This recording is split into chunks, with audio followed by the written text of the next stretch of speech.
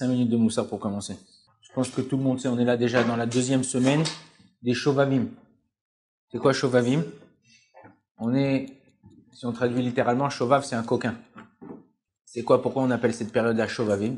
Parce que de la parashat Shemot jusqu'à la parashat Mishpatim, si on prend les premières lettres de chaque parasha, ça fait Shovavim. Ok?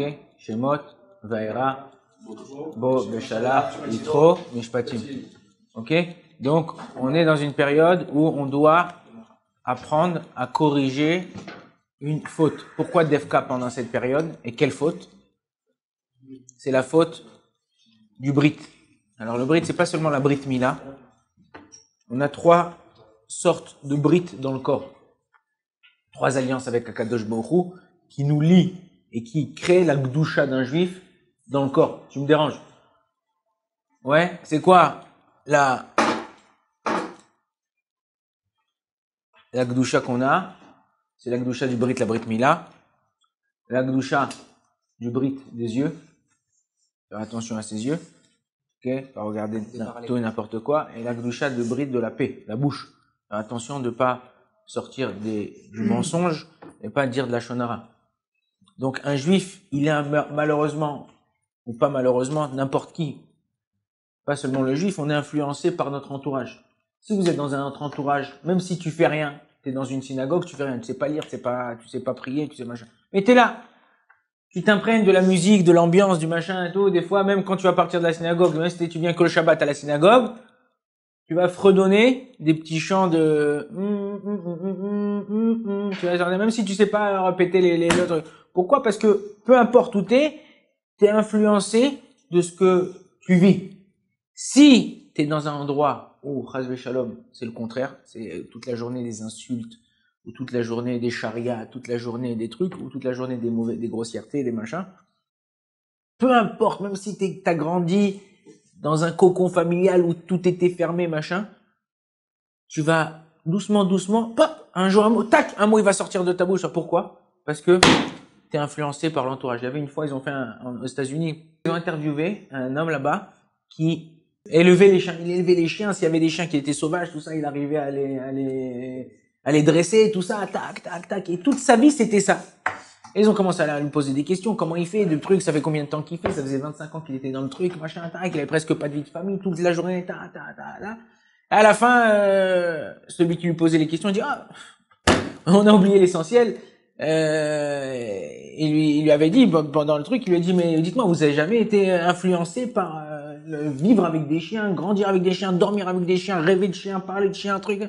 Il a dit non, pas du tout, jamais et tout. Il dit, j'ai oublié de vous poser la question, quel est votre nom? Il dit, comment vous appelez? Il dit, what? Ok, ça veut dire, c'est des fois, même qu'on croit qu'il n'y a pas d'influence, on est influencé par ce qu'on vit avec les autres. Donc, il faut faire attention. Choisir l'endroit qu'on va fréquenter. Choisir l'endroit où on va travailler. Choisir l'endroit. Il y a des gens, des fois, ils n'acceptent pas d'aller travailler dans un certain endroit, et c'est naron, parce que là-bas, il y a une influence qui est mauvaise. Ok?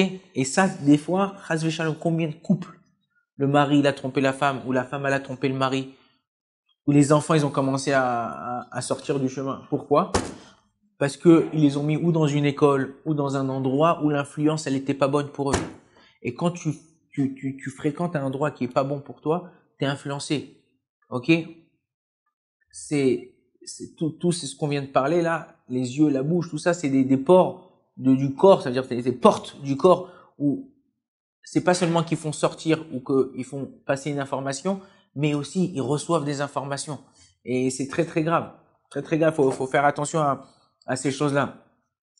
Le Rav Ovadia Yosef, encore des grandes, des Gdolim, le Chazonish, tout ça. Une des raisons qu'ils avaient cette mémoire phénoménale, tu prenais un livre dans la maison du Rav Ovadia Yosef, tu ouvrais, tu lisais. Ve'eno me'akev ha'olchim ve'avele kemechitzat aray. Et il disait, ouais, il continuait la phrase, tac, tac, tac, tac, tac. Il avait des milliers de livres. C'est pas comme, il y avait un peu de peinture. Il n'y avait pas besoin de refaire la peinture à Pessah l'année. Pourquoi? Du parterre au plafond, c'était des sifriotes. À l'époque, quand j'étais nouveau marié, j'habitais à côté de chez lui, on priait chez lui à la maison, dans son salon. Tout le salon, du parterre au truc, tac, tac, tac, tac, tac, tac, des livres. Et pas, tu dis, ils sont tout neufs, ils ont jamais été utilisés. Chaque livre, il a été utilisé, chaque livre, il a un truc, machin, et tout ça. Alors, une fois, on lui a posé la question, mais comment on fait pour retenir? Comment tu... Arabe, c'est quoi le secret? Comment tu fais pour retenir? Alors, il a dit, tu lis le schéma Israël tous les matins? Il me dit, ouais. Il lui dit, qu'est-ce qu'il y a écrit là-bas? Il a écrit, Velo taturu, achare levachem, ve'achare enechem. Qu'est-ce qu'il y a écrit après? Les ma'an tiskeru, pour se souvenir. Celui qui tourne pas après ses yeux et après son cœur, c'est la ségoula, la vraie ségoula, il retiendra toute la Torah. Tout ce qu'il apprendra, ça restera, ça partira pas. Et c'est pour ça, quand quelqu'un, il fait attention dans sa tête et dans sa bouche de ne pas mentir, pas penser aussi comment je vais l'embrouiller, comment je vais lui faire, tac, tac, ouais. J'ai un train d'avance sur lui, tac, tac, tac, tac. Déjà avant, je réfléchis comment je vais l'embrouiller. Ok? 3 choses importantes. Attention à tes yeux, ce que tu regardes, même dans ton téléphone, dans n'importe quoi, machin.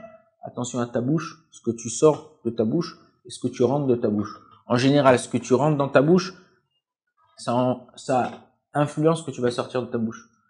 Quelqu'un qui mange des choses qui sont pas cachères, quelqu'un qui mange des choses qui sont, même, regardez, la preuve, moi, si quelqu'un il boit un lait qui a caillé, ou quelqu'un qui mange quelque chose qui a tourné, tout de suite ou dans la journée, il a des mal de ventre, tout ça. Ça, c'est au niveau matériel, ça veut dire c'est au niveau où on comprend. Mais au niveau spirituel, c'est exactement la même chose. Quand j'avale quelque chose qui est pas permis, la Torah nous dit, mais tamtem talev, ça nous bouche le cœur. Des choses qui sont simples à comprendre, on n'arrive pas à comprendre. On n'arrive pas à comprendre, je comprends. Et ton copain, tac, tac, ouais, t'as. Ce qu'on fait entrer à l'intérieur, ça influence. Et, troisième chose, la Brit Mila. Brit Mila, c'est l'endroit le plus kadosh du corps. C'est une influence. La Gemara nous dit, Marivo, Savea, quelqu'un qui lui donne faim à la Brit, c'est-à-dire qui lui donne pas à manger ce qu'il faut, alors, il est rassasié, mais si tu la nourris, elle veut encore. Donc, à nous de savoir. Dans la Torah, il y a des choses qui sont permises, qui sont interdites, et qui sont parvées. À nous de savoir exactement ce qui est bon pour nous, et de faire attention à nous. Baruch Adonai l'olam, amen, amen.